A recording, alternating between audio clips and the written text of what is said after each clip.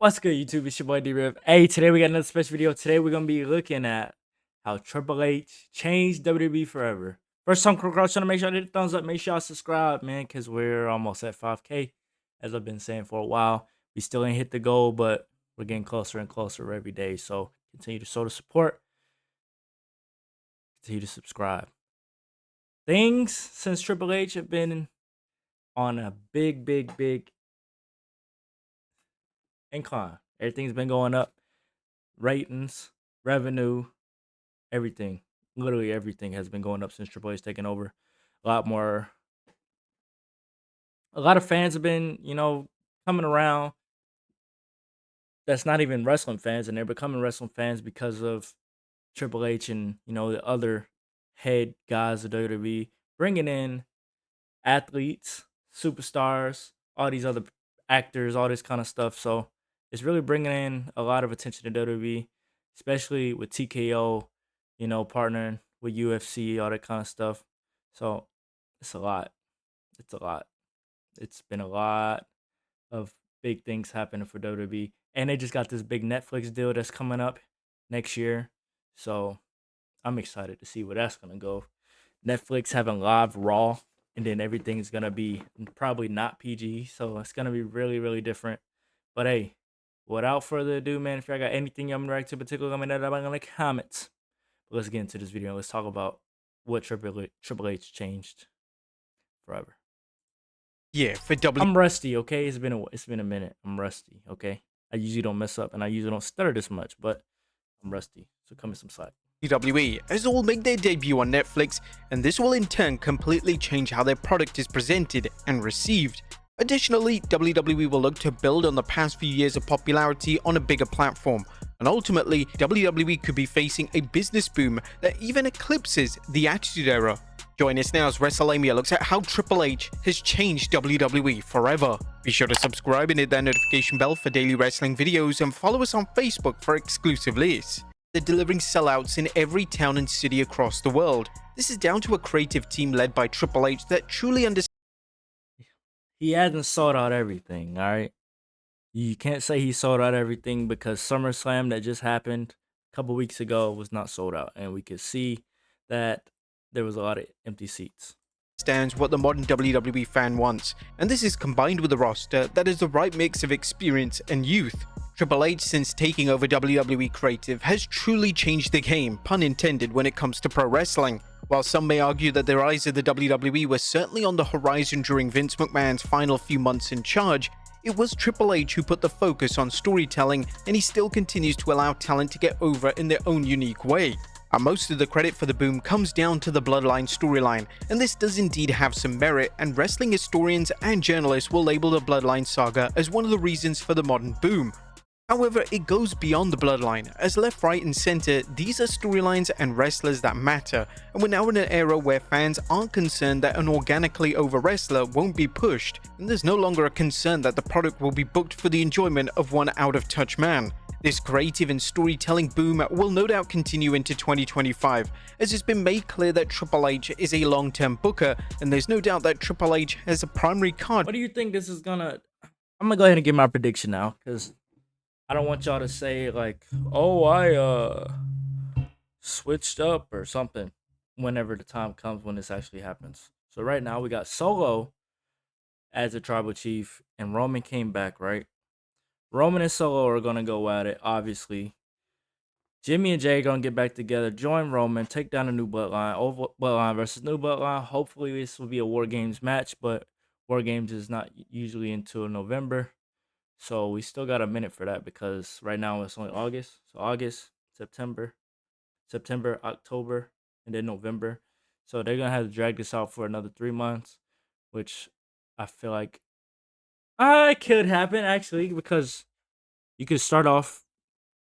I don't know if they're gonna do them in Basher, Berlin, Roman and Solo, but if they do, then I guess you could do that one there first, and then you could do the Bloodline versus Bloodline at War Games.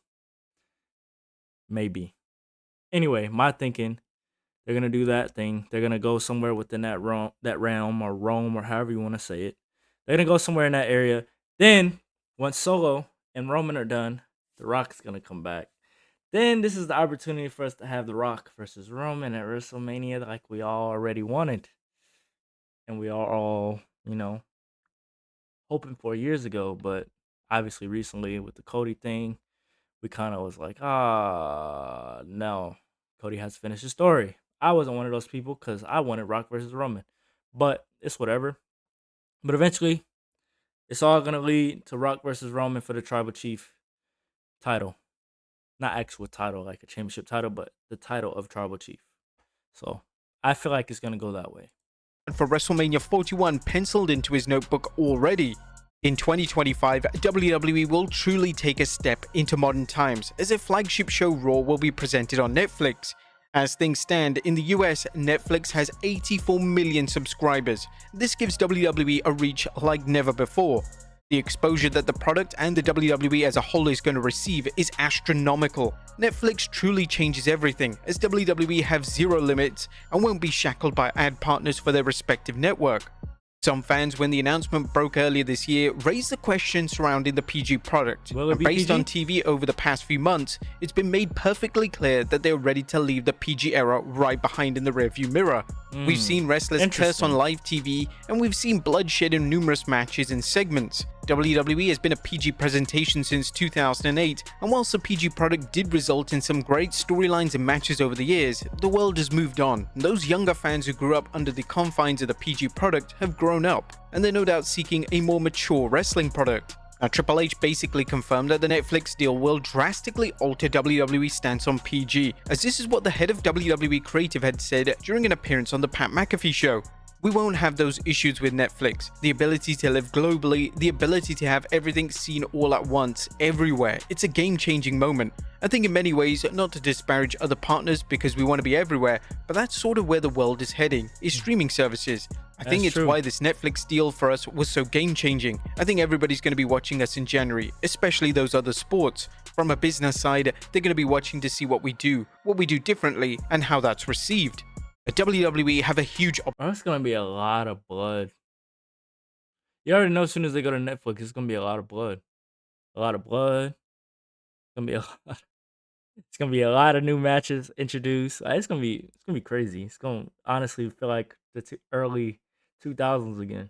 Opportunity with the Netflix deal to bring in lapsed fans back into the product. One of the positive elements of Triple H's era in WWE is that there is truly something for every fan, and having an unrestricted product on Netflix will allow a certain demographic to get their fix of pro wrestling.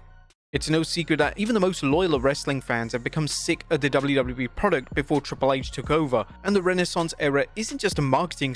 I definitely stopped watching around like 2015. I really stopped paying attention to it. Around 2015, I started watching it again around. I mean, I was still watching like the pay-per-views, but I wasn't watching like Raw and SmackDown like I used to. Like now I watch Raw and SmackDown every week. But back then, like around 2015, all the way up to like 20, I'll say after 2020, because of that little Thunderdome thing. After that, then I started watching it again, because that's when it became interesting again. Slogan, it's a legitimate and accurate way of describing the current product. One of the pivotal changes that Triple H has implemented has been an overhaul of production. The product looked the exact same for years on end, as Kevin Dunn was prone to using the same camera angles and tricks time and time again. WWE's new director, Lee Fitting, brings in a youthful, modern stance to shooting WWE, and the look of the product has never been better. According to Triple H, when the move to Netflix began in 2025, more production techniques will be implemented, and the game has admitted that a lot of the new techniques will be done on a trial and error basis. One of the newer production techniques was seen at SummerSlam as it would debut the referee cam. Whilst the reception to this gimmick was mixed, it was certainly appreciated that they tried something new and they aren't playing it safe when it comes to their style of production.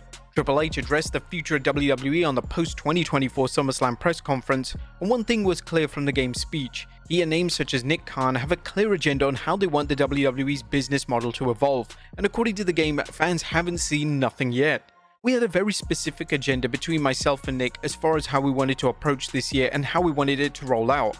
I think you can see in every one of these international events we've done and their sizes, where they were located and how we did them. This year is going to close out big. Excited for all of it. The future's bright. These talents are the most amazing roster I think I've seen. They are the most talented and dedicated. Everybody's having so much fun right now, including me, which is the best part. We're all just charging ahead towards what I believe is coming. If true, you ain't seen nothing yet. But what these comments show is that the WWE have a man that is truly passionate about WWE as their leader.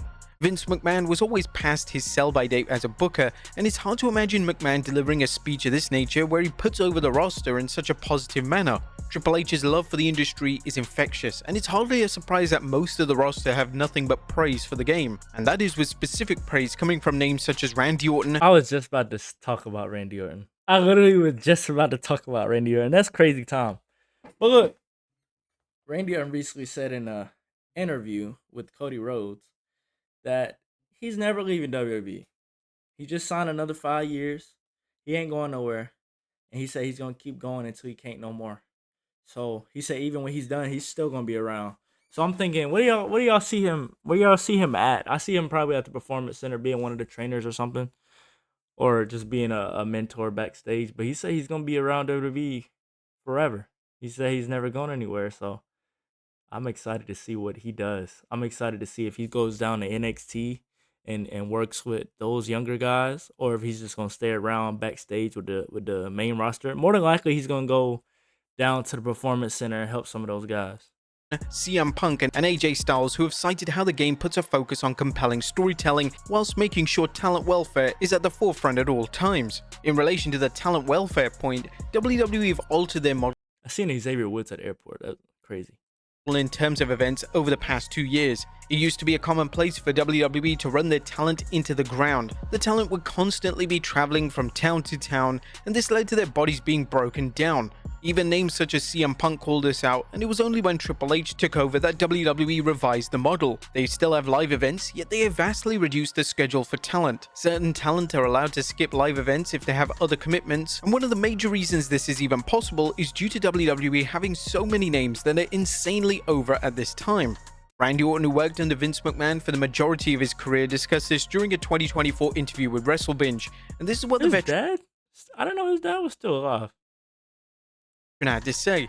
Vince McMahon had Raw on Monday Night Live, where he didn't care if you had kids. I came to him when I was 35 and my back really started going, and I pleaded with him like, man, I gotta not do as many shows. Maybe you have to tour, be able to recover. And he just looked at me and was like, oh, I need you on those shows, Randy. Mother Nature gets us all. To hear that and go, okay, well, I guess there's no other thing I can do than just wear myself out down to the nub until I can't walk anymore for this man. Despite all the opportunities he gave me, it's nice having him out there. It's nice having his son-in-law Triple H running the game. Nick Khan is great. Everybody from TKO that's come in stepped in and they seem to get it. And it's just a different era. I think the way they care for talent nowadays and make sure that the talent is good, and if they need a little bit of a break, we're only human. They get it most of the time. That's good. That's good though, because even Undertaker is one of those guys, as an example, that got ran to the ground to the point where he's like had so many surgeries.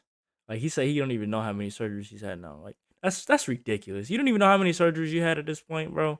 You had so many knee surgeries, so many different shoulder and muscle surgeries. It's sad. It's honestly sad. And people say wrestling is fake, bro. Like yeah, it's scripted, but they still are out there destroying themselves, bro. I don't know if y'all remember his face. I don't know if y'all remember that. Y'all know how it says now, then, now, forever together. Back then, back when I was growing up in the early 2000s, at least, it used to say they put their bodies, their careers, and their lives on the line. If you know what I'm talking about, let me know down below. If you know what I'm talking about, where they showed Stone Cold getting put in a sharpshooter. He had a bunch of blood on his face. They showed Benoit doing a dive to the outside of the ring, and he hit his back on the side of the announce table. There was somebody that got cut open on their back, was bleeding. It's a lot. That stuff that used to be a good ad, a little warm up saying don't try this at home.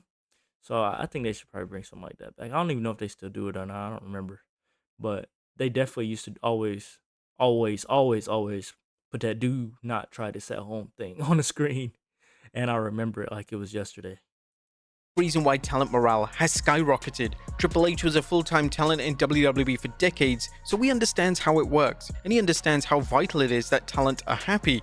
This focus on talent morale will no doubt continue into 2025, as whilst WWE will never abolish live events entirely, they will continue to focus on delivering events that matter, while still allowing talent to put their families first. One of the central aims for Nick Khan when he took on an executive role in WWE was to expand the market. For decades, international markets were ignored, and now international markets are getting multiple PLEs a year, and each of them are breaking records.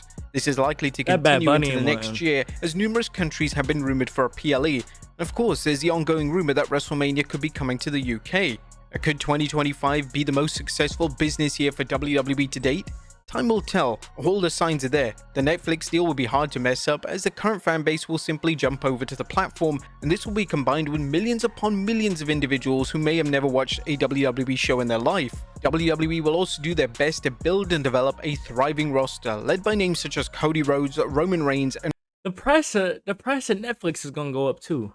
Price of Netflix right now is almost $20, and I think they now charge you extra if you have somebody else sharing your profile. Like how we've all done it where we have subscriptions or something, and we give our homeboy or our family member on the other side of the state or the other side of the country our password, so they don't have to pay for it. Only one person pays for it, because we all have done that before.